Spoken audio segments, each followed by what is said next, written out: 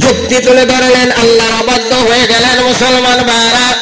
আল্লাহ পাক বললেন, শয়তান তোমাকে অভিশপ্ত ঘোষণা করলাম, জান্নাত থেকে বহিষ্কার করে দেওয়া হলো। জান্নাত থেকে যখন শয়তানকে বহিষ্কার করে দেওয়া হলো, আল্লাহ পাকের দরবারে 9 দফা দাবি করেছিলেন। জোরে বলেন, কয় দফা দাবি? কয় দফা দাবি? কথা বলে খারাপ লাগতেছে? আর ভিতরে 1 দফা দাবি হলো আল্লাহ পাকের দরবারে আরজ করলেন, রব্বুল আলামিন জান্নাত থেকে বহিষ্কার হয়ে গেলাম, ফাজআলনি তাআমান।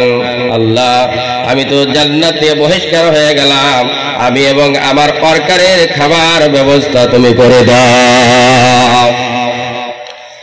হাদিস শরীফ আছে, আল্লাহ পাকের দরবার থেকে, আল্লাহ পাকের তরফ থেকে ঘোষণা হয়ে গেল, মালা ইযকারুসমাল্লাহি আলাইহি। শয়তান তুমি চলে যাও, যেখানে আমি